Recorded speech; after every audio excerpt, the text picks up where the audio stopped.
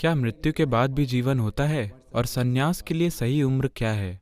संन्यास या ब्रह्मचर्य शब्द का अर्थ है दिव्यता के पथ पर होना। तो सही उम्र क्या है? मुझे लगता है आपको जीवन में सबसे पहले यही करना चाहिए। शादी करने की सही उम्र क्या है? ये सामाजिक स्थितियों से तय होता है। और सबसे बढ़कर ये विचार आपको इसलिए आते हैं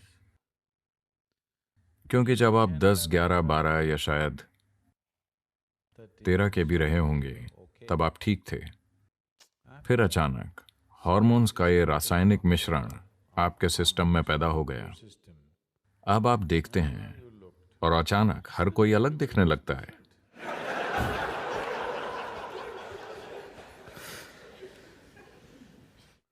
एक बार ऐसा हुआ, शंकरन पिल्लई एक पार्टी में गए और वहां से आकर उन्होंने अपनी पत्नी से कहा, तुम्हें पता है, शराब तुम्हें बहुत सुंदर बना देती है। पत्नी ने कहा, पर मैंने तो एक बूंद भी नहीं पी। तुमने नहीं, मैंने पी है।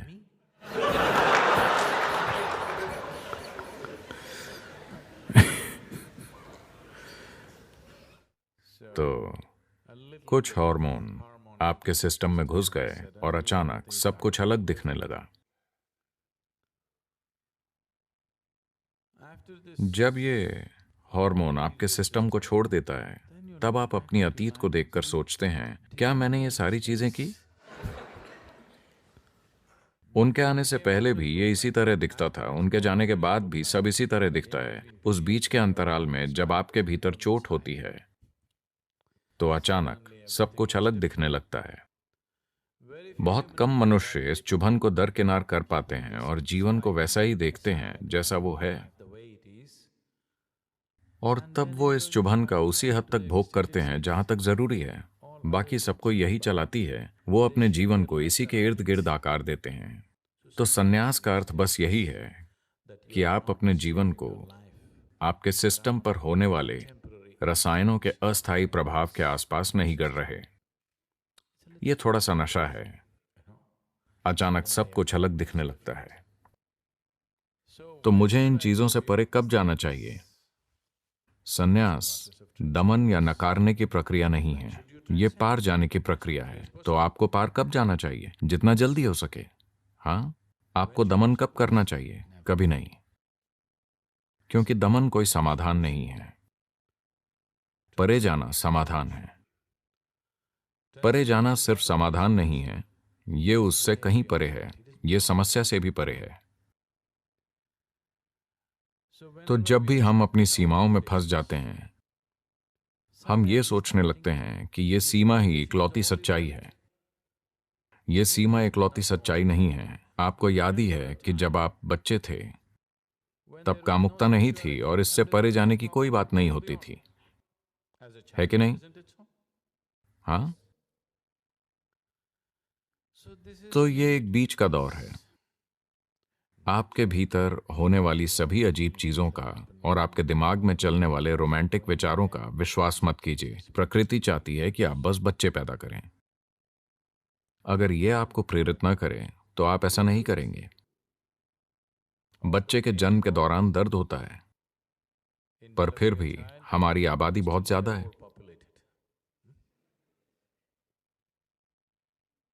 अगर भीतर से पर्याप्त प्रेरणा नहीं होती, तो ऐसा नहीं होता।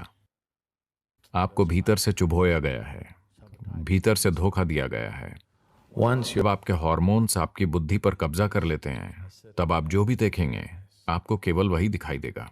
उससे परे जाने के लिए एक तरह की जागरूकता और क्षमता जरूरी है। बात नकारने की नहीं है, बात उससे परे देखने की है। जब आप उससे परे देख लेते हैं, तो आप उसकी सीमाओं को समझ जाते हैं।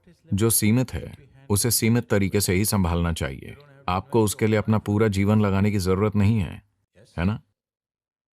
आपके जीवन के एक छोटे से पहलू पर सिर्फ उतना ही ध्यान दिया जाना चाहिए अगर वो आपकी चेतना में फैल जाए तो ये एक अपंग जीवन बन जाएगा।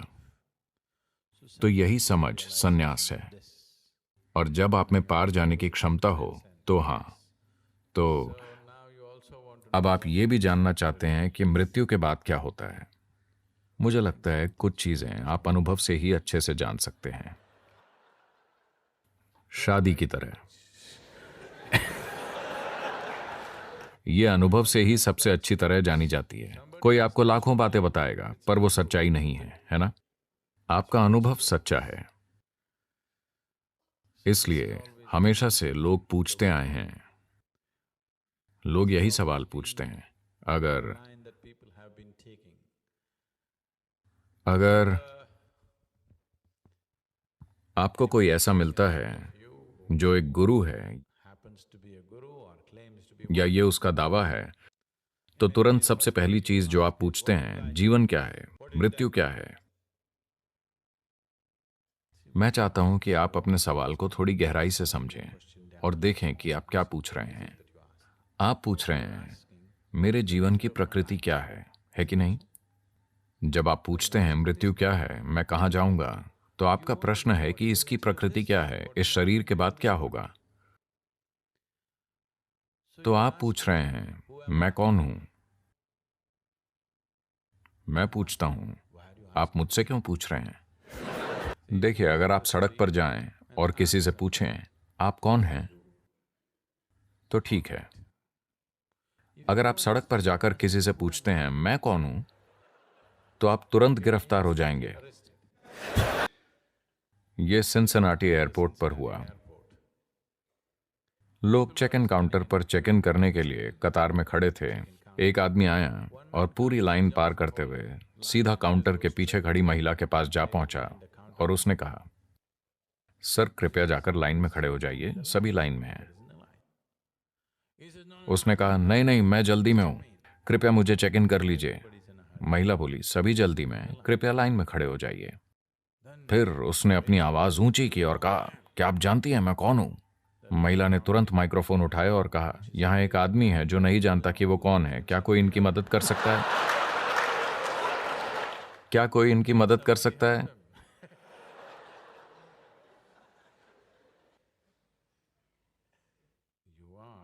आप अभी जीवित हैं।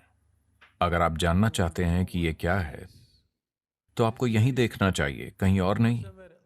तो बदकिस्मती से आप मेरे साथ हैं। अगर आप सही तरह के आध्यात्मिक लोगों के साथ होते तो उन्होंने तुरंत आपसे कहा होता, आप आत्मन हैं, आप हर जगह व्याप्त हैं, आप सदा हैं, आप ये हैं, आप ईश्वर का रूप हैं।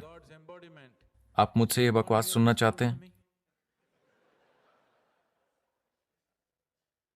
उन्होंने आपको ये सारी चीजें बताई होंगी।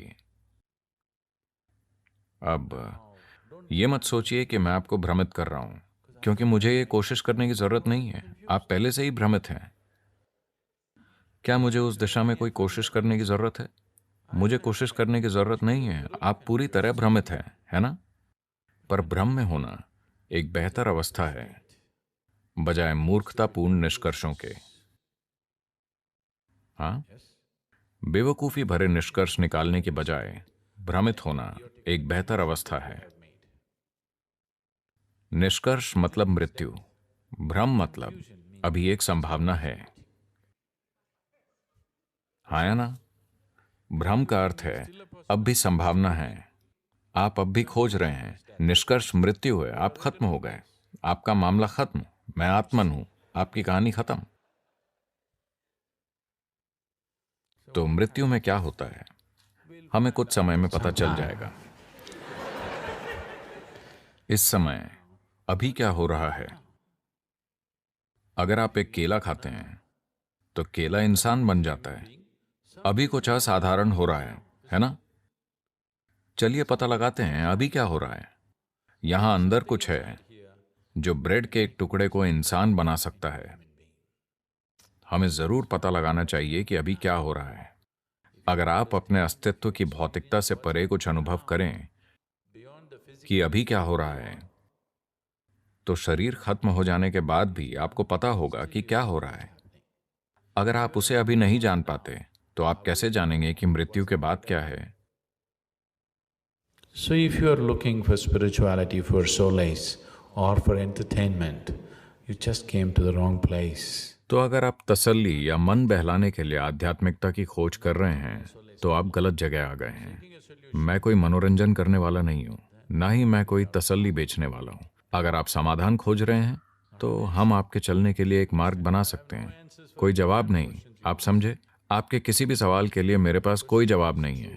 अगर सवाल सच्चा है, अगर सवाल खरा है, अगर अज्ञान की पीड़ा आपको बेचैन कर रही है, अगर नहीं जानने की पीड़ा सच में आपको परेशान कर रही है, तो मैं आपको एक तरीका दे सकता हूँ। मैं आपको समाधान खोजने का तरीका बता सकता हूँ, पर मेरे पास कोई जवाब नहीं है, क्योंकि सारे जवाब बस कहानियां हैं जो या तो आपको तसल्ली देंगी या आपका मन बहलाएंगी।